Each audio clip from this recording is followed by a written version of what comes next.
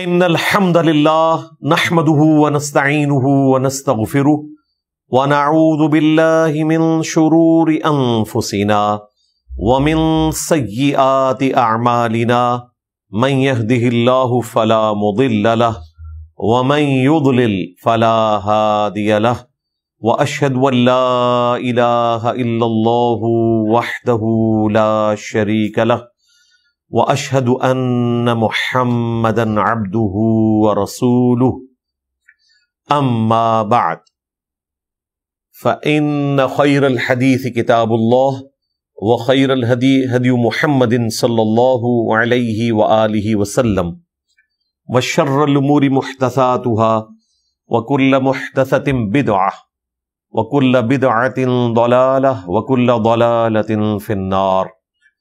اعوذ باللہ السمیع العلیم من الشیطان الرجیم من ہمزہ ونفخہ ونفثہ بسم اللہ الرحمن الرحیم. رب اشرح لی صدری ویسر لی امری واحلل عقدۃ من لسانی یفقہوا قولی. بسم اللہ الرحمن الرحیم. ان اللہ وملائکتہ یصلون علی النبی یا ایہا الذین آمنوا صلوا علیہ وسلموا تسلیما. اللہم صل علی محمد وعلی آل محمد کما صلیت علی ابراہیم وعلی آل ابراہیم انک حمید مجید. اللہم بارک علی محمد وعلی آل محمد کما بارکت علی ابراہیم وعلی آل ابراہیم انک حمید مجید. اللہم ربنا آتنا فی الدنیا حسنہ وفی الآخرۃ حسنۃ وقنا عذاب النار. ربنا آتنا من لدنک رحمۃ وہیئ لنا من امرنا رشدا. لا الہ الا انت سبحانک انی کنت من الظالمین. حسبنا اللہ ونعم الوکیل. یا حی یا قیوم برحمتک استغیث ولا حول ولا قوة الا باللہ العلی العظیم. آمین. آج انشاءاللہ تعالی سورہ طٰہٰ کی آیت نمبر 6 سے آنورڈ سٹارٹ لیں گے. پچھلی دفعہ میں نے 5 آیات کے اوپر تفصیلاً گفتگو کی تھی کیونکہ اس میں کچھ ٹاپکس امپورٹنٹ آئے تھے. آج اسی کو آگے لے کے چلیں گے انشاءاللہ تعالی. اعوذ باللہ من الشیطان الرجیم بسم اللہ الرحمن الرحیم. لہ ما فی السماوات وما فی الارض. اسی کا ہے جو کچھ آسمانوں میں ہے اور جو کچھ زمین میں. وما بینہما اور جو کچھ ان کے درمیان ہے، یعنی پوری کائنات کا مالک وہ ہے. قرآن پاک کی زبان میں یعنی کہ لٹریچر کا جو یہ سٹائل ہے اس میں جب بھی آسمانوں اور زمین اور جو کچھ ان کے درمیان ہے اس کا ذکر ہو تو اس سے مراد ہے پوری کائنات. وما تحت الثری اور جو کچھ گیلی مٹی کے نیچے ہے، یعنی اس زمین کی گہرائیوں میں جو کچھ ہے وہ بھی اسی کا ہے، وہی اس کا مالک ہے. وَإِن تَجْهَرْ بِالْقَوْلِ اور اگر تم بلند آواز سے بات کرو فَإِنَّهُ يَعْلَمُ السِّرَّ وَأَخْفَى تو بے شک وہ جانتا ہے رازوں کو بھی اور دل کے بھیدوں کو بھی.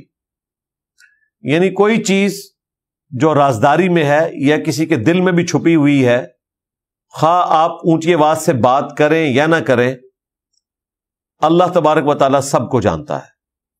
اللہ لا الہ الا ہو اللہ ہی ہے کہ اس کے سوا کوئی معبود نہیں. لہ الاسماء الحسنی اور اسی کے لیے ہیں اچھے نام.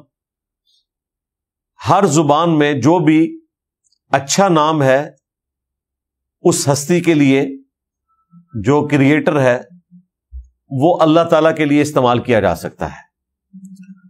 ضروری نہیں کہ اسماء الحسنی جو ہیں وہ عربی زبان میں ہو، انگلش میں بھی ہو سکتے ہیں، اردو میں بھی ہو سکتے ہیں، ہندی میں بھی ہو سکتے ہیں. ہم انگلش میں کیپٹل جی سے گاڈ لکھتے ہیں اور فارسی زبان میں خدا کہتے ہیں. عربی زبان کے اندر الہ کہتے ہیں یا اللہ تعالیٰ کا جو ذاتی نام ہے. عربی زبان میں صرف اللہ اور رحمان یہ جو دو نام ہیں اللہ تعالیٰ کے خاص نام ہے، باقی اس کے صفاتی نام ہیں سارے کے سارے، اور وہ دوسری زبانوں میں بھی مختلف انداز میں بیان کیے جاتے ہیں. رب کے لیے ہم انگلش میں سسٹینر کہتے ہیں، اردو میں پالنے والا، اور سنسکرت میں وشنو. اب وشنو سے مراد آپ یہ نہ سمجھیں کہ جو وہ انہوں نے کوئی ایک پکچر خیالی بنائی ہوئی ہے. کتابیں تو ہندوؤں کی بھی ایک خدا کا تصور پیش کرتی ہے. لفظی ترجمہ اس کا وہی بنتا ہے جو رب کا ہے، یا انگلش میں سسٹینر اور اردو زبان میں پالنے والا. اب اس کے بعد سیدنا موسیٰ علیہ السلام کا ذکر خیر شروع ہو رہا ہے اور کافی تفصیل کے ساتھ آئے گا. میں نے اس سورت کے آغاز میں بتایا تھا کہ جس طرح سورہ یوسف خاص ایک پیغمبر کے حالات زندگی کے اوپر ہے، اس کے بعد اگر کوئی ملتی جلتی صورتیں ہیں تو وہ سورہ طٰہٰ اور سورۃ القصص ہے، اور یہ دونوں صورتیں موسیٰ علیہ السلام سے متعلق ہیں. وَهَلْ أَتَاكَ حَدِيثُ مُوسَىٰ، اور اے محبوب صلی اللہ علیہ وآلہ وسلم کیا آپ کو پہنچی ہے موسیٰ علیہ السلام کی خبر ان سے متعلق. اذ رأى نارا، جب وہ اپنی بیوی کو لے کر مدین سے واپس آ رہے تھے. یہ باقی تفصیلات تو سورۃ الاعراف میں اور سورۃ القصص میں آئیں، یہاں پہ وہ پورشن سکپ ہے. ڈائریکٹلی وہ حصہ آیا کہ جب موسیٰ علیہ السلام اپنی بیوی کے ساتھ، جو بڑی مشکل سے انہیں ملی تھی، 10 سال خدمت کر کے وہ حق مہر تھا، ان کے والد محترم کے پاس انہوں نے مزدوری کی تھی، پانی بھر کے لاتے تھے، باقی کام کرتے تھے. تو پھر انہوں نے اپنی لڑکی کی شادی ان کے ساتھ کی تھی. تو اپنی بیوی کے ساتھ وہ آ رہے تھے، کیونکہ اللہ تبارک و تعالیٰ نے اب ان کے لیے مقرر کرنا تھا کہ وہ فرعون کے پاس اللہ تعالیٰ کا پیغام لے کر جائیں گے. اس وقت تک تو ان کے پاس وحی نہیں آئی تھی، لیکن چونکہ پیغمبر اللہ تعالیٰ کی حفاظت میں ہوتا ہے، اسے اللہ تعالیٰ بائی ڈیفالٹ جسے کہتے ہیں نا گائیڈ کر رہا ہوتا ہے. تو وہ اپنی بیوی کے ساتھ واپس آ رہے تھے. راستے میں اذ رأى نارا، جب انہوں نے آگ دیکھی، فقال لأہلہ، تو انہوں نے اپنے گھر والوں سے کہا، یعنی اپنی بیوی سے، لأہلہم کثوا، کہ تم تھوڑی دیر کے لیے یہاں رکو، انی آنست نارا، بے شک میں نے آگ دیکھی ہے. اب ظاہر ہے کہ دور سے انہیں آگ نظر آ رہی تھی، تو بجائے یہ کہ وائف کو بھی وہ مشکل سفر طے کرواتے پہاڑی، انہوں نے کہا آپ یہاں رکیں، اور رات کے وقت آگ کی ضرورت ہوتی ہے، کیونکہ یہ جنگلی جانور جو ہیں ان سے بچنے کے لیے سب سے بیسٹ ذریعہ آگ ہے. جنگل میں اگر آپ آگ روشن کر دیں، نہ ببر شیر آپ کے قریب آئے گا، نہ کوئی ریچھ آپ کے قریب آئے گا. اللہ نے آگ میں روب ایسا رکھا ہے، آگ جل رہی ہو کوئی جانور آپ کے پاس نہیں آتا، کوئی سانپ نہیں آئے گا، کوئی بچھو نہیں آئے گا، کیونکہ وہ دور سے ہی تپش سے ڈر جاتے ہیں. یہ کیسی نیچرل پروٹیکشن اللہ تعالیٰ نے جنگلوں میں رکھ دی ہے، ورنہ تو لوگ جنگل میں پڑاؤ نہ کر سکتے. اگر 100-200 کا قافلہ ہے تو کتنے لوگوں کو آپ درختوں کے اوپر چڑھائیں گے کہ وہ اس کے اوپر رہے. اور پھر چیتے جو ہیں وہ تو درخت کے اوپر بھی چڑھ جاتے ہیں. اس کا آسان طریقہ یہ ہوتا تھا کہ ایک بہت بڑا الاؤ وہ جلا دیتے تھے، دور سے ہی اس کی روشنی، اور اگر کوئی ہمت کر کے قریب آئے تو تپش کی وجہ سے بھاگ جاتا تھا. ویسے جانوروں کو پتا ہے، وہ آگ کو پہچانتے ہیں، ان کی انسٹنکٹ میں ہے، وہ قریب آ کے چیک نہیں کرتے کہ اس آگ میں تپش ہے یا نہیں ہے. انہیں پتا ہے یہ آگ جل رہی ہے، ہم نے اس کے قریب نہیں جانا. چاہے وہ بھوکے بھی ہوں گے تو انسان کا شکار کرنے کے لیے وہاں نہیں آئیں گے. تو موسیٰ علیہ السلام نے اپنی وائف سے کہا کہ تم یہاں رکو، بے شک میں نے آگ دیکھی ہے، تو میں وہ آگ لے کر آتا ہوں. لعلی آتیکم منہا بقبس، آپ یہاں رکیں تاکہ میں لے آؤں آپ کے لیے وہ چنگاری. او اجد علی النار ہدا، یا آگ کے پاس مجھے کوئی اور رہنما مل جائے، ہو سکتا ہے وہاں پہ لوگ رہ رہے ہوں، کوئی جھونپڑی ہو، تو ہم راستے میں وہاں سفر کے دوران اپنی تھکاوٹ دور کرنے کے لیے، رات گزارنے کے لیے مہمان بن سکتے ہیں کسی کے۔ ان زمانوں میں آگ جو ہے وہ اسی طریقے سے جلائی جاتی تھی کہ آلریڈی جس کے پاس آگ ہے تو تھوڑی سی آگ اس سے لے لیتے تھے، ادروائز خود ایکٹیویٹی پرفارم کرنا ایک مشکل کام ہوتا تھا۔ پتھروں کو رگڑ کے یا اسی طریقے سے لکڑی میں سوراخ کر کے اور اوپر ایک ڈنڈی اس کو تیزی سے یوں ہلاتے رہنا، اور پھر وہ راکھ میں ہلکی سی چنگاری نکلتی تھی، پھر اس کو پھونک مارتے تھے، پھر اس میں روئی رکھتے تھے یا خشک لکڑی جو وہ آگ پکڑ لے۔ مین ورسز وائلڈ اگر آپ ڈسکوری چینل کے اوپر دیکھیں نا تو وہ سارے اس قسم کے کام کر کے بتاتا ہے کتنا مشکل کام ہے آگ جلانا۔ آج تو ایک ماچس کے ذریعے بڑی آسانی سے آگ جلا لیتے ہیں، اگلے زمانوں میں تو ایسا نہیں تھا۔ یہ ماچس جو ہے وہ آلموسٹ کوئی 150-200 سال پہلے حادثاتی طور پہ ایک کیمیکل تیار ہو گیا، اس شخص کو خود بھی اندازہ نہیں تھا جو لیبارٹری میں تجربہ کر رہا تھا، لیکن جب تیار ہوا تو اس نے پھر اس کو پیٹنٹ نہیں کروایا، ورنہ اس زمانے میں 18ویں 19ویں اور 20ویں صدی یہ 3 ایسی ہیں انسانی ہسٹری میں صدیاں جن میں کافی زیادہ ایجادات ہوئی ہیں، اور جس چیز نے جو ایجاد کی وہ اس کو پیٹنٹ کروا دیتا تھا کہ دنیا میں جو بھی اس کو کاپی کرے گا اس کا منافع اس شخص کو ملے گا۔ لیکن جس بندے نے حادثاتی طور پہ یہ ماچس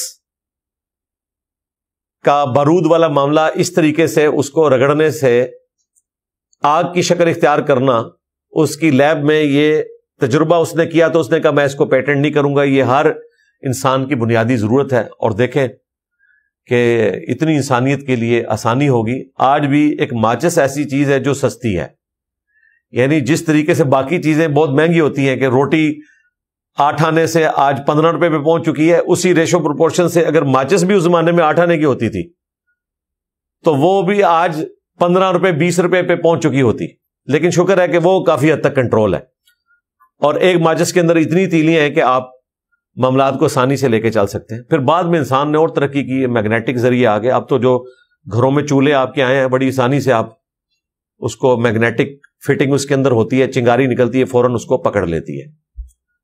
اس زمانے میں تو یہ بھی ایک ایکٹیویٹی تھی، اور یہ ایکٹیویٹیز تو ہم نے اپنے بچپن میں خود دیکھی ہوئی ہیں۔ جو محلے میں بوڑھے حکا پیا کرتے تھے تو وہ اس حکے کو سلگھانے کے لیے تھوڑی سی راکھ لے لیتے تھے، یا ایک تندور سے دوسرے تندور میں آگ لے لیتے تھے کوئلے کی فارم کے اندر۔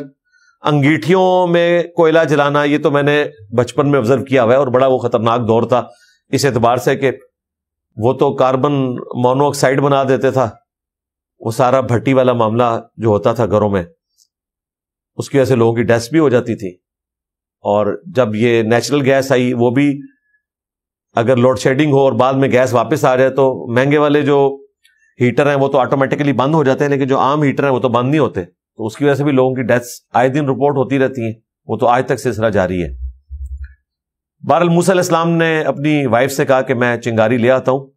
فلما اتاہا نودی یا موسیٰ، پس جب موسیٰ علیہ السلام وہاں پہنچے تو اللہ تعالیٰ فرماتا ہے کہ ہم نے ندا دی کہ اے موسیٰ، انی انا ربک، بے شک میں تیرا رب ہوں، فاخلع نعلیک، پس اپنی جوتیاں اتار دو، انک بالواد المقدس طویٰ، بے شک تم طویٰ کی مقدس وادی میں ہو۔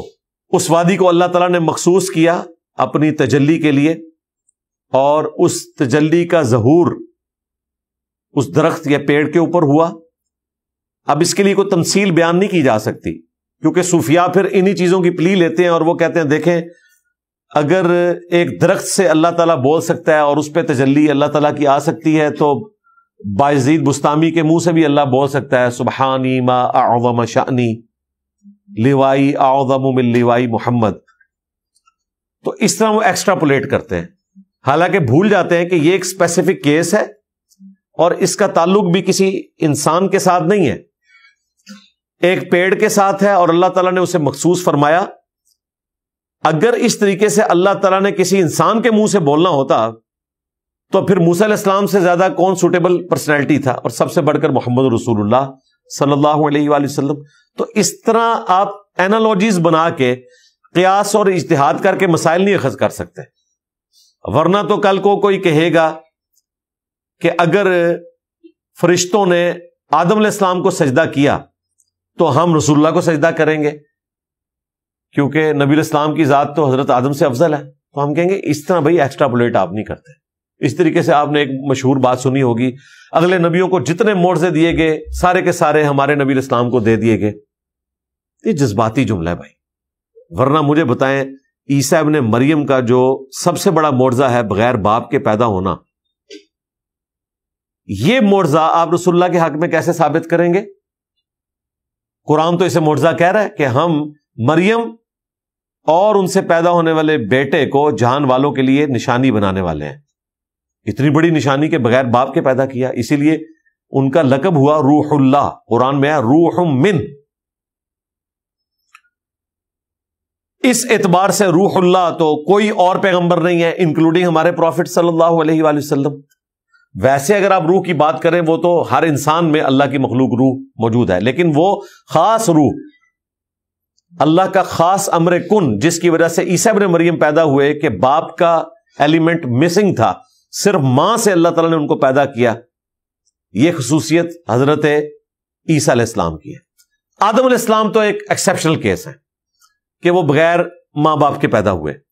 اللہ تعالیٰ نے اپنی شان کے لائق ان کو اپنے ہاتھوں سے بنایا جیسا کہ اس کی شان کے لائق ہے. تو یہاں پر ایک اور سبق بھی ہمیں اس حوالے سے ملا کہ اگر کوئی پاکیزہ جگہ ہے تو آپ وہاں پر جوتیاں اتار دیں.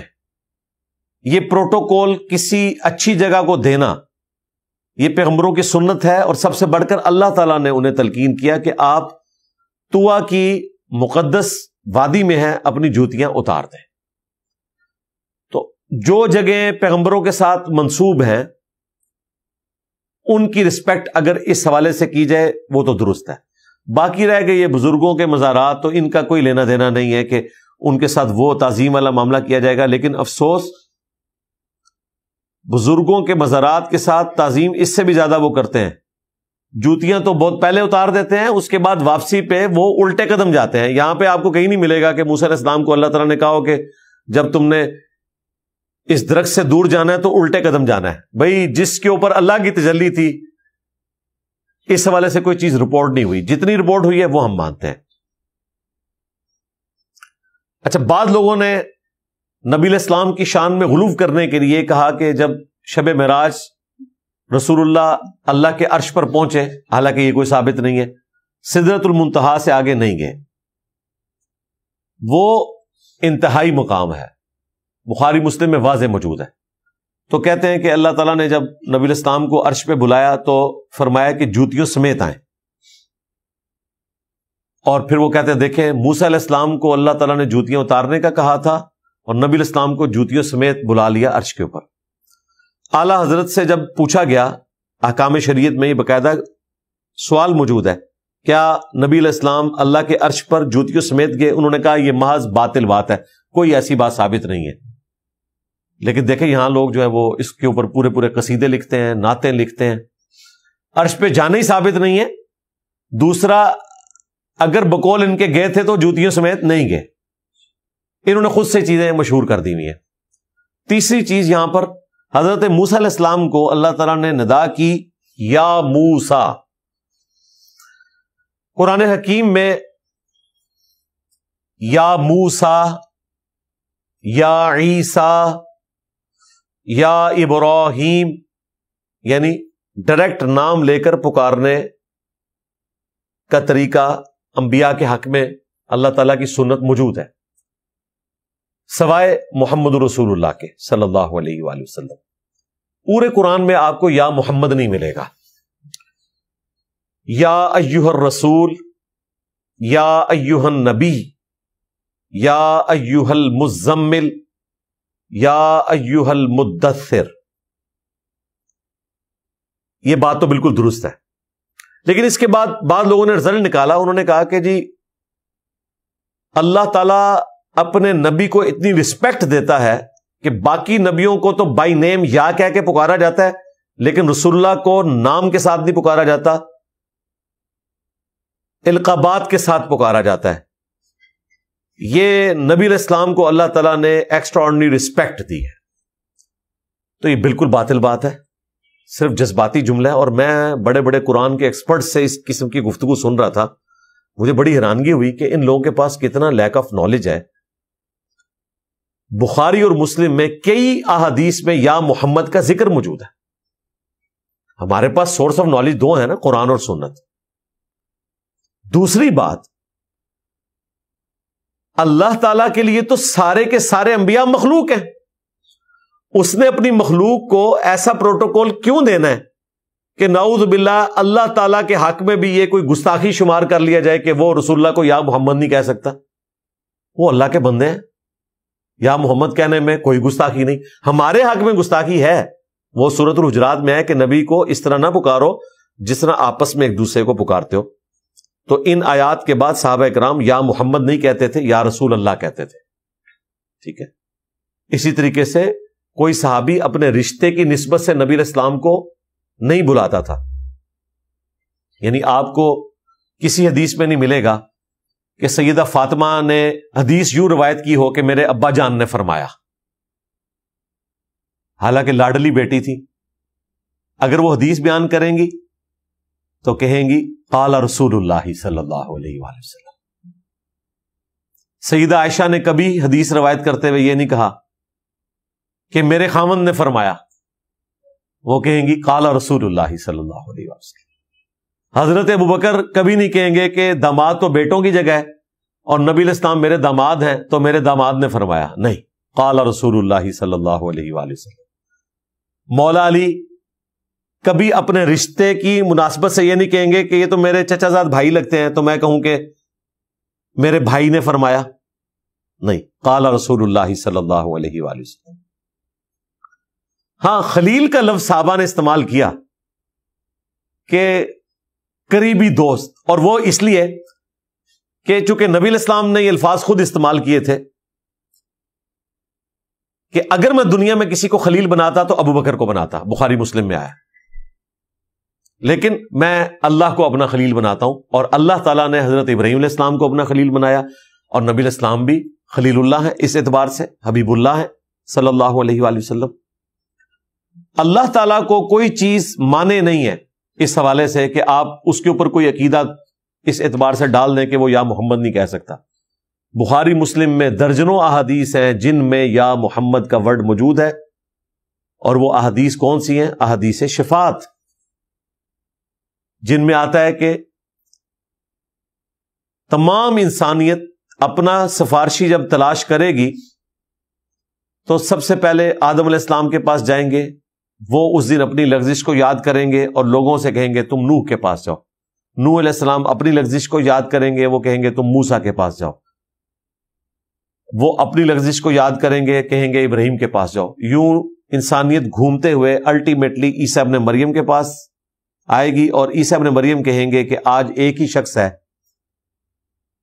جس کی اگلی اور پچھلی ساری خطائیں اللہ تعالیٰ نے معاف کر دی ہیں، لغزشیں معاف کر دی ہیں، گناہ نہیں، لغزشیں، اجتہادی خطائیں۔ تم محمد رسول اللہ کے پاس جاؤ۔ تو نبی علیہ السلام کہتے ہیں لوگ میرے پاس آئیں گے تو میں اللہ کے حضور سجدہ کروں گا، اللہ تعالیٰ مجھے حمد کے کلمات سکھائیں گے، اس کے ذریعے میں اللہ کی حمد کروں گا، اور جب تک اللہ چاہے گا میں سجدے میں رہوں گا۔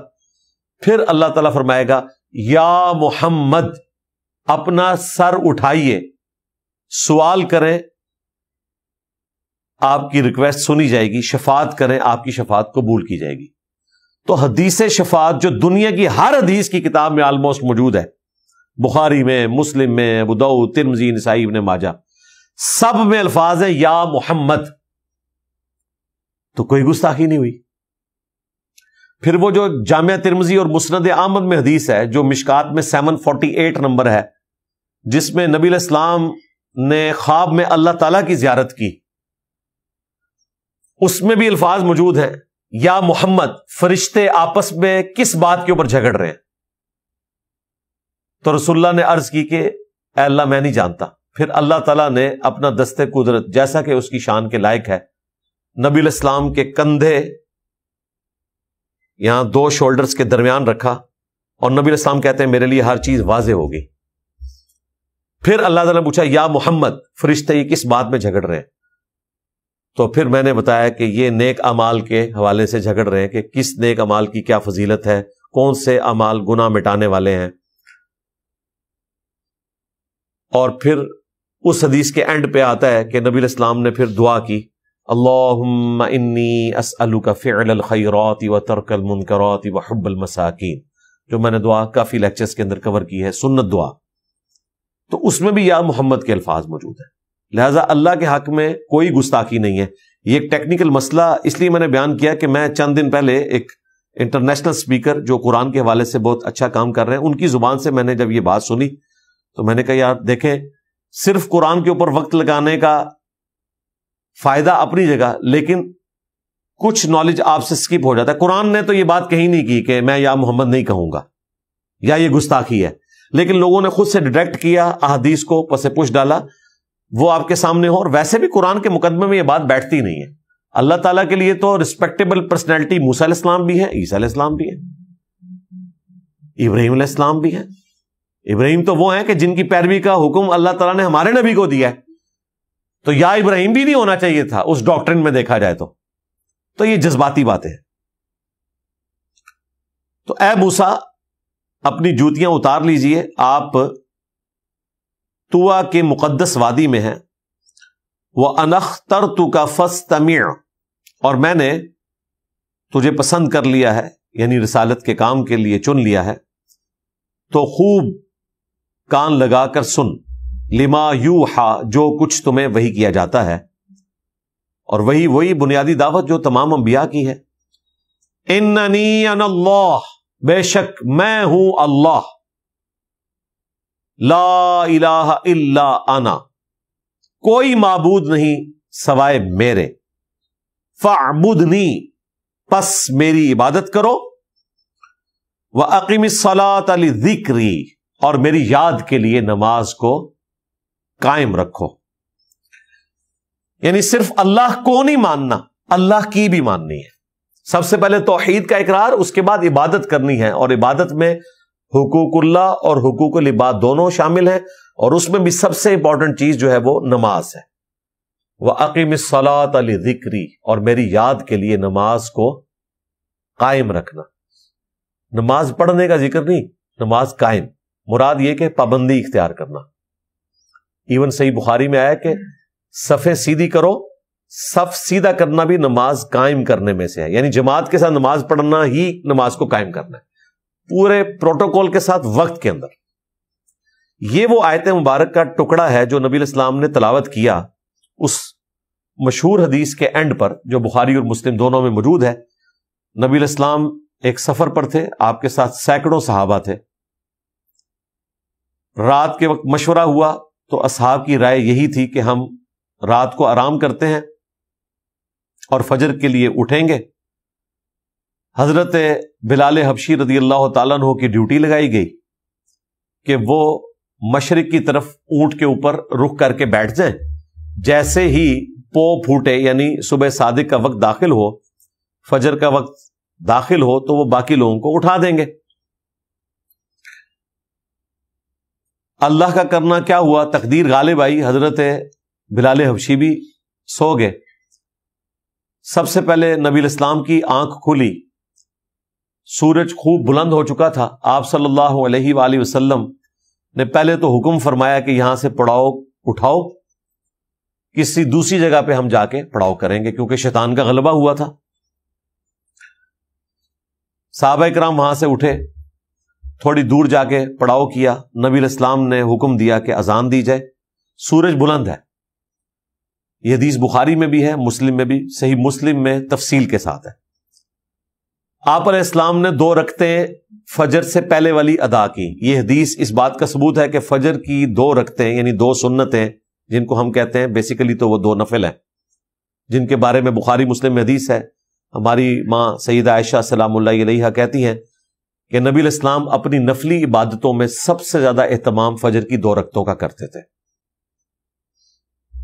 اور مسلم شریف میں حدیث ہے، نبی علیہ السلام نے فرمایا فجر کی یہ 2 رکعتیں پڑھنا مجھے دنیا اور دنیا کے اندر جو کچھ ہے اس سے بڑھ کر محبوب ہے.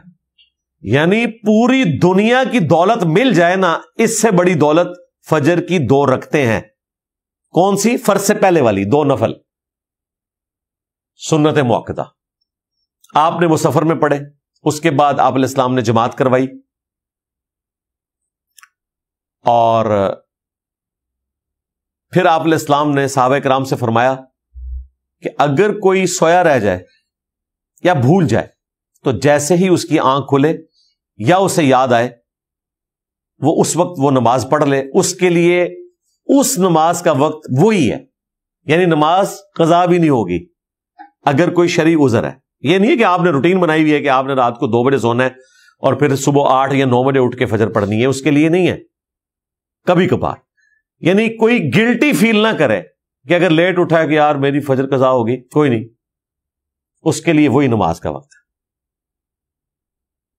حتیٰ کہ صحیح مسلم میں ایک الگ سے حدیث ہے کہ اگر کوئی اپنے اذکار بھی رات کے بھول جائے یا اسے نیند آ گئی اور وہ اگلے دن ظہر کی نماز سے پہلے وہ سنت اذکار کر لیتا ہے، مثلا سورہ ملک پڑھنی تھی، سورہ البقرہ کی آخری 2 آیات پڑھنی تھی یا اور وظائف، تو وہ ظہر سے پہلے پڑھ لے تو اسے اللہ تعالیٰ وہی ثواب دے گا جو ٹائم پہ ان اعمال کے کرنے کا ثواب تھا. بہت بڑی سہولت ہے.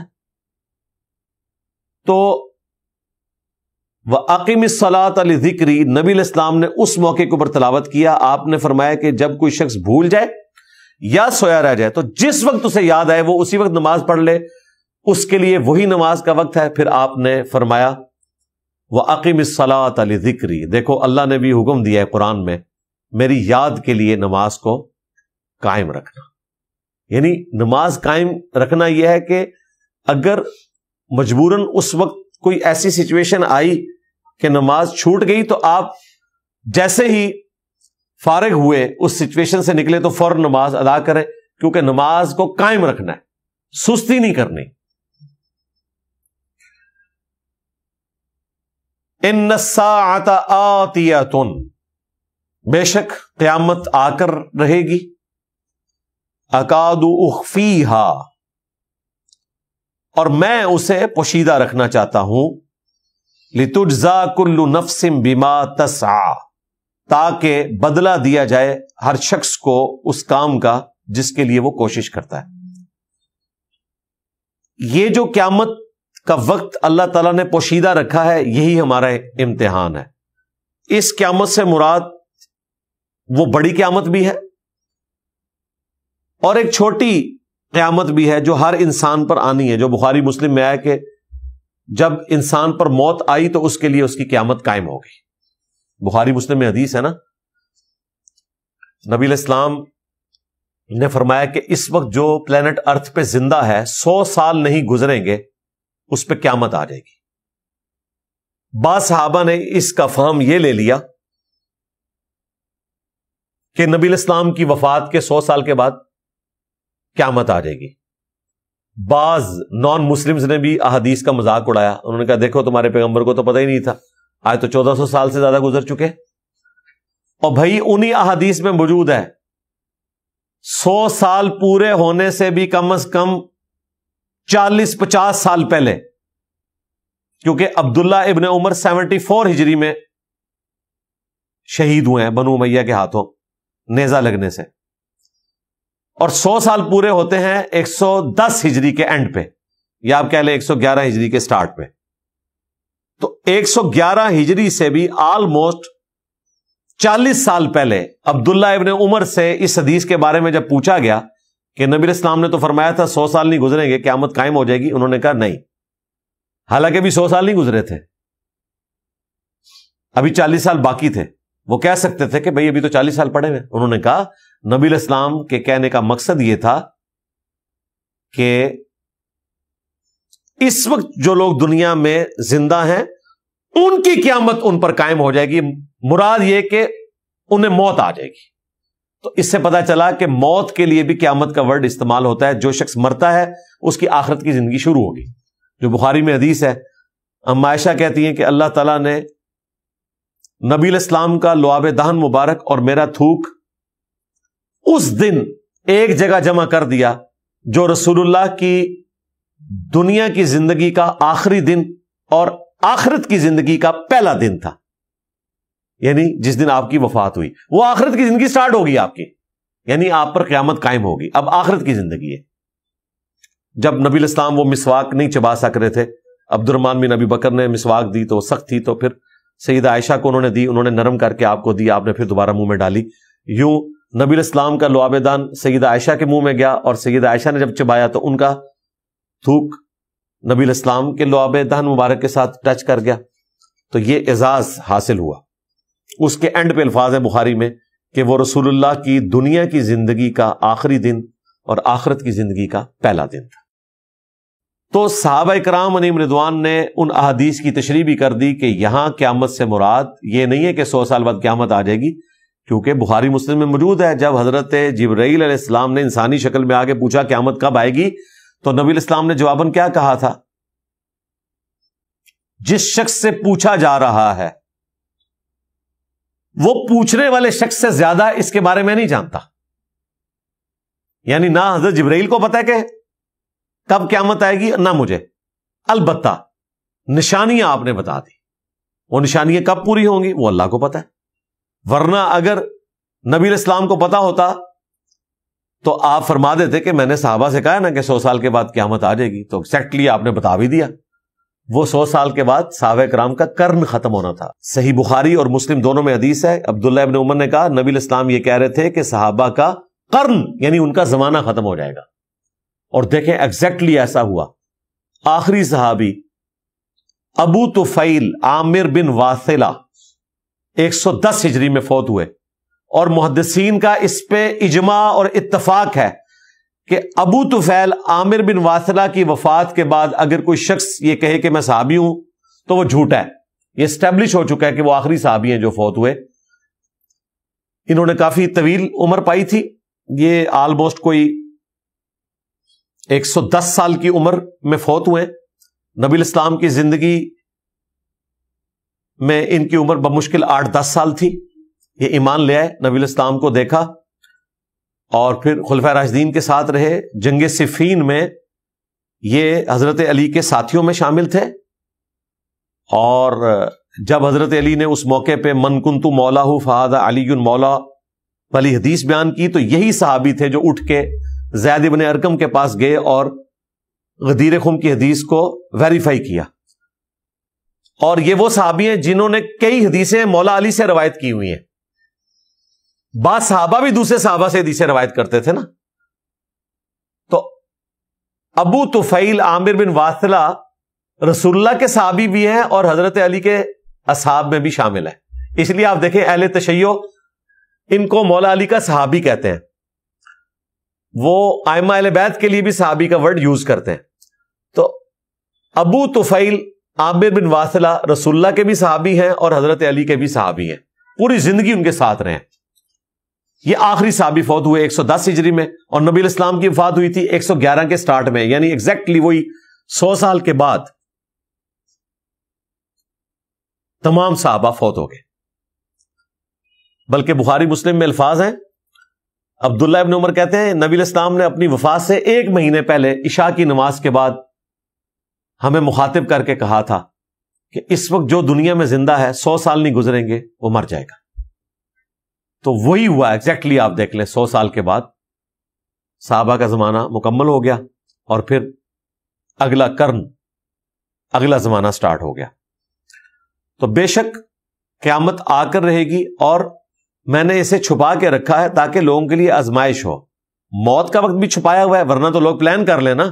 اگر کسی کو پتا ہو میری 60 سال کی زندگی ہے تو ٹھیک ہے, وہ پھر 1 سال ہی عبادت کرے گا, کہے گا توبہ تو قبول ہو جانی ہے تو آخری سال میں توبہ کر لوں گا, موت کے غرے سے پہلے پہلے توبہ قبول ہے. لیکن سب سے بڑا مسئلہ یہ ہے کہ پتہ ہی نہیں کہ مرنا کب ہے. اس لیے قرآن میں آیا وَلَا تَمُوتُنَّ إِلَّا وَأَنْتُمْ مُسْلِمُونَ، دیکھنا تمہیں موت نہ آئے مگر اس حال میں کہ اللہ کے تابع فرمان ہو کر مرنا۔ اب کسی کو نہیں پتا کہ اس کی موت کب آئے گی، اس لیے اسے ہر وقت اللہ کا تابع فرمان ہونا ہے، ورنہ تو انسان عیاشی کی زندگی گزارے اگر وہ فورس ہی کر سکے کہ میری زندگی کتنی ہے، اور پھر صرف زندگی ہونا بھی کافی نہیں ہے، صحت ہونا بھی ہے، ذہنی توازن بھی کام کرتا ہو۔ یہ نہ ہو کہ جب آپ کو فارغ وقت ملے اس وقت آپ سجدہ کر ہی نہ سکیں، گھٹنے جواب دے جائیں، ہیلتھ ایشوز ہو جائیں، کافی سارے مسئلے انسان کے ساتھ اٹیچ ہو جاتے ہیں، پھر صرف انسان اس وقت اپنی گزشتہ زندگی کو یاد کر کے رو ہی سکتا ہے۔ تو اللہ تعالیٰ نے فرمایا کہ اے موسیٰ، میں نے قیامت کے دن کو اس لیے چھپایا ہے تاکہ ہر جان کو بدلہ دیا جائے جس کے لیے وہ کوشش کر رہا ہے، یہ اس کے لیے آزمائش والا معاملہ ساتھ رہے۔ فَلَا يَصُدَّنَّكَ عَنْهَا، پس ہرگز نہ روکے تجھے اس کو ماننے سے، مَن لَا يُؤْمِنُ بِهَا، جو شخص آخرت پر ایمان نہیں رکھتا وہ راہ حق سے تمہیں نہ ہٹائے۔ وَاتَّبَعَ هَوَاهُ فَتَرْدَىٰ، اور پیروی کرتا ہے وہ شخص اپنی خواہش کی، اگر تم بھی وہی کام کرو گے تو ہلاک ہو جاؤ گے۔ ظاہر ہے یہ انبیاء کو خطاب کیا جاتا ہے اور انبیاء کے ذریعے پوری امت تک پیغام پہنچایا جاتا ہے کہ جو باغی لوگ ہیں ان کی پیروی نہیں کرنی، اس وحی پر ایمان لانا ہے، اور اگر پیغمبروں کی اتباع اور پیروی کرو گے تو کامیابی ہوگی، اور اگر اس طرح خواہشات نفسانی کے پیچھے بھاگنے والوں کی پیروی کرو گے تو تباہ و برباد کر دیے جاؤ گے۔ وَمَا تِلْكَ بِيَمِينِكَ يَا مُوسَىٰ، اور اے موسیٰ یہ تیرے ہاتھ میں کیا ہے، دائیں ہاتھ کے اندر۔ موسیٰ علیہ السلام کے ہاتھ میں عصا تھا، اور پہاڑی سفر میں اس عصا کی ضرورت بھی پڑتی تھی، اگر کوئی جانور اچانک قریب آ گیا تو آپ اس کے ذریعے بھگا سکتے ہیں۔ ابھی بھی جو لوگ فجر کے وقت نکلتے ہیں نا، اور گلی کے آوارہ کتے اگر آپ کے قریب آ جائیں، اگر آپ کے پاس ایک ڈنڈا ہو نا بڑا سا، تو بے شک 8-10 کتے بھی آ جائیں وہ کافی، آپ یوں اس کو لہرائیں نا تو ایک کو ہی لگتا ہے، باقی سب بھاگ جاتے ہیں۔ اس طرح جنگلی جانوروں کے لیے بھی وہ عصا بڑا کام کا ہوتا تھا، ان سے بچنے کے لیے، پلس آپ اس سے سہارا لے سکتے تھے، اور اگر کہیں پیشاب کرنے کے لیے مٹی نرم کرنی ہے تو اس کا دوسرا حصہ نوکیلا ہوتا تھا، اس سے آپ مٹی کھود سکتے تھے۔ اور میں اگلے دنوں نیشنل جغرافک پہ دیکھ رہا تھا یا ڈسکوری چینل کے اوپر، افریقہ کے اندر سانپ بہت زیادہ ہوتے ہیں، اور اکثر اموات وہاں پر سانپ کے ڈسنے سے ہوتی ہیں، لیکن لوگوں کا روزگار بھی اللہ تعالیٰ نے جوڑ دیا ہے شکار کے ساتھ، جانور شکار کرتے ہیں، کئی دن وہ کھاتے رہتے ہیں۔ آج بھی وہ اسی طریقے سے زندگی گزار رہے ہیں جو آج سے ہزاروں سال پہلے لوگ گزارتے تھے، بڑی مشکل لائف ہے۔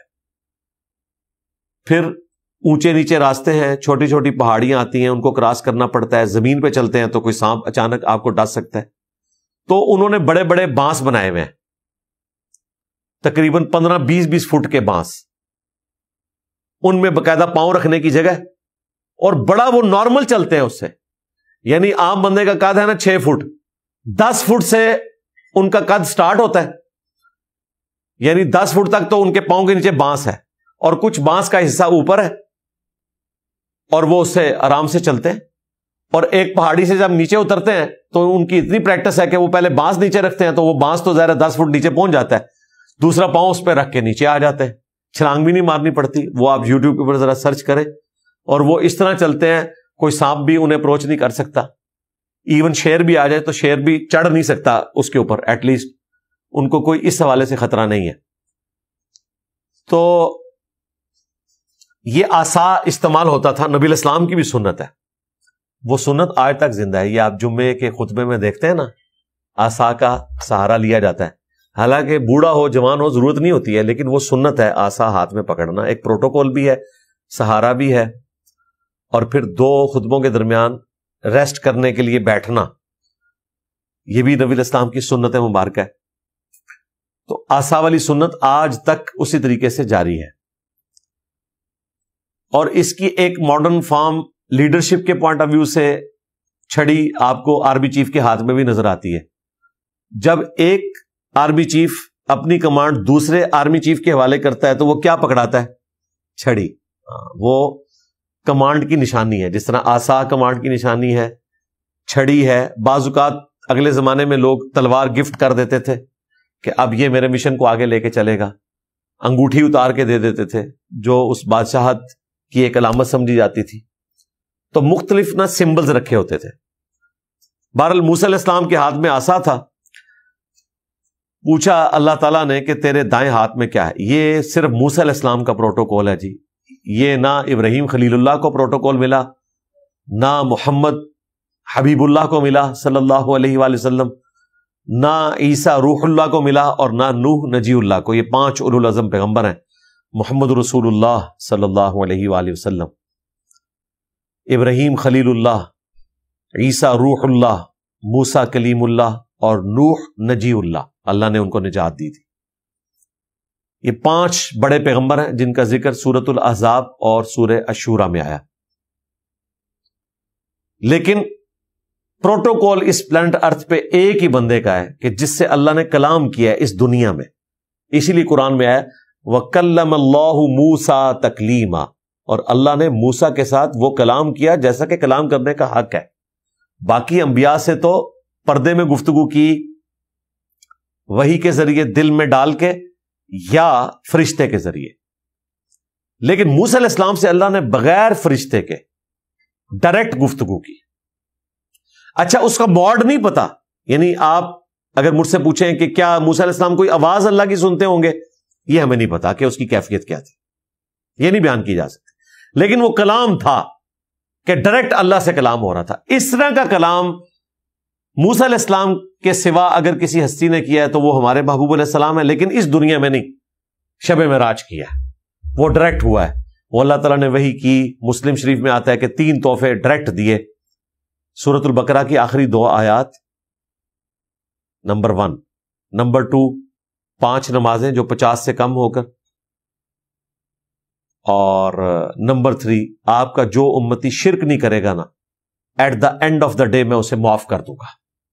یہ 3 تحفے آپ کو شب معراج ملے تھے، اور یہ ڈائریکٹ اللہ تعالیٰ نے نبی علیہ السلام سے گفتگو کی. لیکن اس پلانٹ ارتھ پہ یہ صرف موسیٰ علیہ السلام کی خوبی ہے کہ دیکھیں کیا لاڈ ہو رہے ہیں کہ تیرے دائیں ہاتھ میں کیا ہے موسیٰ.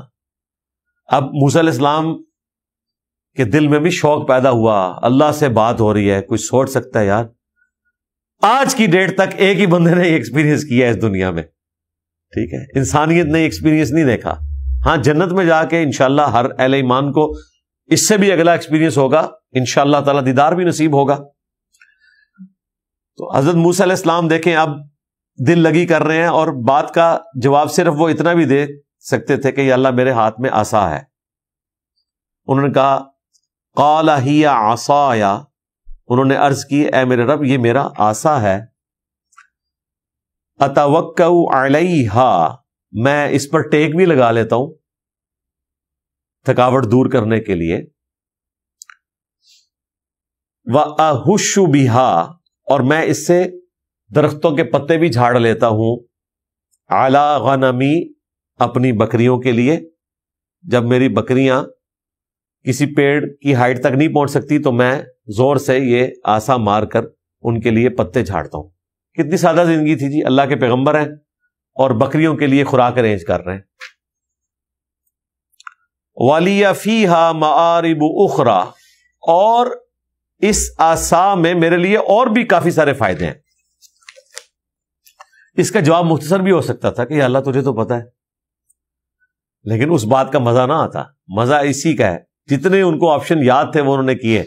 اس وقت اتنے ہی ذہن میں آئے کہ میں ٹیک لگاتا ہوں، اس سے بکریوں کے لیے میں پتے جھاڑتا ہوں، باقی ساری چیزیں مختصر کہا کہ اور بھی کافی سارے کام میں ایسے کر لیتا ہوں. قال القیہا یا موسیٰ، تو اللہ تعالیٰ نے فرمایا کہ موسیٰ ذرا اس لاٹھی کو، اس عصا کو زمین پہ پھینکو نا. تو انہوں نے اس کو زمین پہ پھینکا. اب انہیں نہیں پتا تھا کہ آگے کیا ہونے والا ہے. فَأَلْقَاهَا، تو انہوں نے اسے زمین پہ رکھ دیا. فَإِذَا هِيَ حَيَّةٌ تَسْعَىٰ، تو وہ اچانک ایک بہت بڑا اژدہا سانپ کی شکل میں بن گیا اور وہ ادھر ادھر بھاگنے لگا. یہ اتنا خطرناک، بلکہ خطرناک سے بھی اگلا ورژن خطرناک ایکسپیرینس ہے کہ آپ نے ایک عصا پکڑا ہے اور زمین پہ پھینکا ہے اور وہ سانپ بن کے ادھر ادھر بھاگنے لگا. قال خذها، اللہ تعالیٰ نے فرمایا کہ اسے پکڑو، ولا تخف، اور مت ڈرو. اب یہاں پر یہ ذکر نہیں ہے لیکن سورۃ القصص میں آتا ہے کہ جب وہ سانپ بنا تو موسیٰ علیہ السلام پیٹ پھیر کر وہاں سے بھاگ گئے ڈر کی وجہ سے. انسان کی انسٹنکٹ ہے، ظاہر ہے سانپ ہے، کاٹ سکتا ہے. حالانکہ اللہ سے گفتگو ہو رہی ہے. آپ یہ کہہ سکتے تھے کہ یار بندے کو کانفیڈنٹ ہونا چاہیے، اللہ سے گفتگو ہے، اللہ حفاظت کرنے والا ہے. موسیٰ علیہ السلام کو اچانک کیا ہوا؟ بھائی موسیٰ علیہ السلام کی جگہ کوئی بھی ہوگا یہی ہوگا. انسان کے ساتھ ایک اللہ نے انسٹنکٹ ایڈ کر دی ہے. انسان تو اچانک دھماکہ ہو جائے تو اس کی آنکھیں بند ہو جاتی ہیں، وہ کانپنا شروع کر دیتا ہے. آپ نے دیکھا نہیں تھا ڈاکٹر طاہر القادری صاحب کے دھرنے میں اچانک وہ اسپیکر پھٹا تو وہ بھی کانپ گئے ایک دفعہ. ویسے یہ سارے کہتے ہیں الا ان اولیاء اللہ لا خوف علیہم ولا هم یحزنون. تو وہ آخرت کا خوف اور غم نہیں ہوگا، یا اللہ کی طرف سے تکلیف جھیلنا آسان ہو جائیں گی. باقی یہ نہیں ہے کہ کوئی اس قسم کا ایکسپیرینس ہو تو بندہ ڈرے گا، نہیں ڈرے گا، نیچرل ہے. دوسرا یہ بھی پتا چلا کہ واقعہ ایک تھا، یہاں پر اور انداز سے بیان ہوا، سورۃ القصص میں اور انداز سے بیان ہوا، کیونکہ اللہ تعالیٰ کا مقصد بات پہنچانا ہے. 100% الفاظ کا چناؤ ایک جیسا نہیں ہوگا.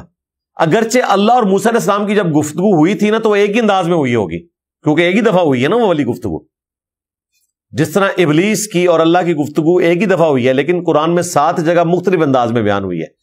لہذا مختلف الفاظ سے قرآن ڈاؤٹ فل نہیں ہوتا. تو احادیث میں بھی صحابہ کرام جب نبی علیہ السلام کا کوئی فرمان مختلف انداز میں الفاظ کے آگے پیچھے کرنے سے بیان کر دیں تو اس میں ڈاؤٹ نہیں کریٹ کرنا چاہیے، ورنہ تو آپ قرآن میں بھی ڈاؤٹ کریٹ کر دیں گے. یہ میں الزامی جواب پھکی کے طور پہ بات کر رہا ہوں ان لوگوں کے لیے جو احادیث کا مذاق اڑاتے ہیں. اللہ تعالیٰ نے فرمایا کہ پکڑو اسے، مت ڈرو.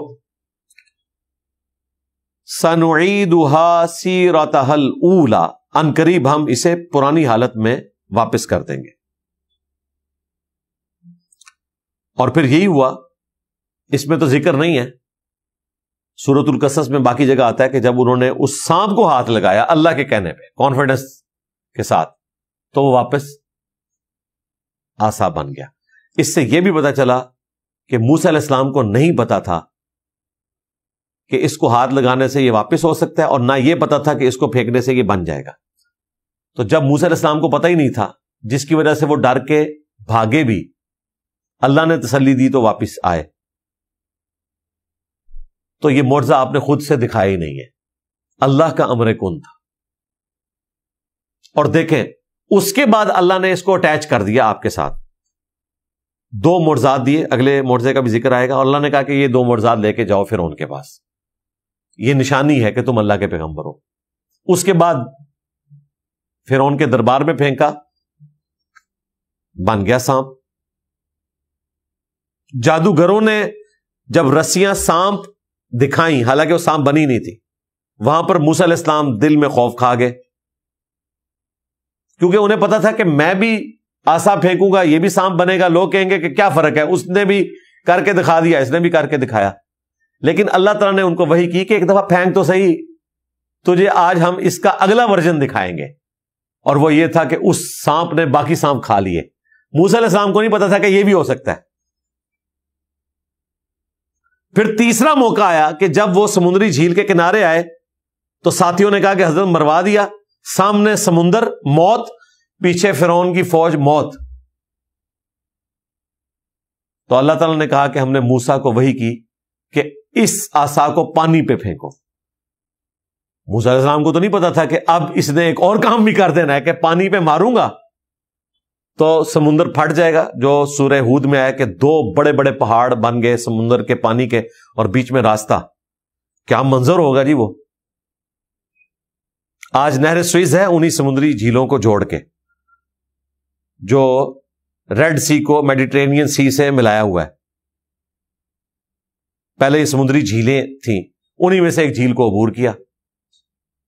اور جب فرعونی داخل ہوئے تو وہ تباہ و برباد کر دیے گئے. بھلے یہ ایکسپیرینس بھی ہوا, لیکن موسیٰ علیہ السلام کو اس وقت تک نہیں پتا تھا. اب مجھے بتائیں, موسیٰ علیہ السلام کا اگر یہ سٹیٹس ہے تو باب تشائی کوئی نہیں جو کہتے کر کے دکھا دیں گے جی, چاہیں تو اشاروں سے اپنے کایا ہی پلٹ دیں دنیا کی.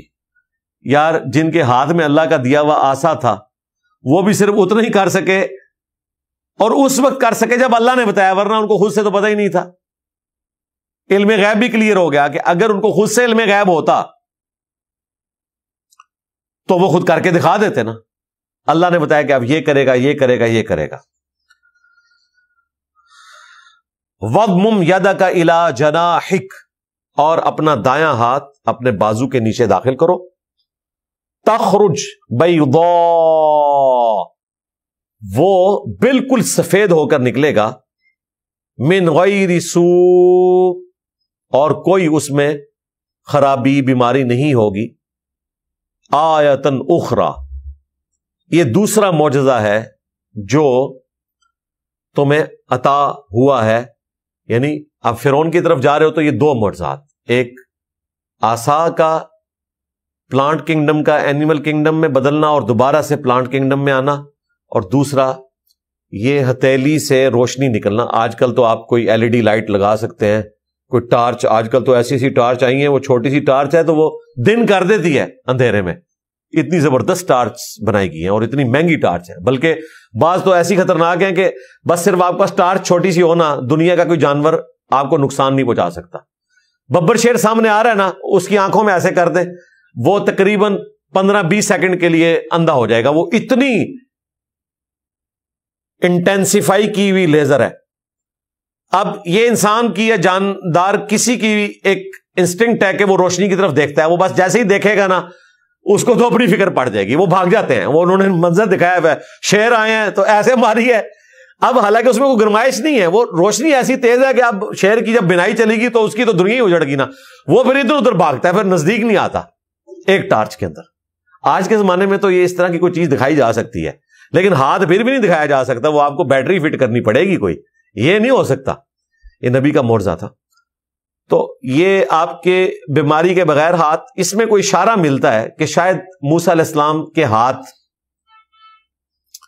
کے اوپر کوئی داغ تھا, یہ ایسی نشانی تھی جو اسرائیلی روایتوں میں ملتا ہے کہ بچپن میں جب فرعون کو شک ہوا, ایک دن موسیٰ علیہ السلام نے فرعون کی داڑھی پکڑ لی تھی, تو اسے شک پڑا کہ یہی وہ کہیں بچہ نہ ہو جس نے جوان ہو کے میری سلطنت کو ختم کرنا ہے.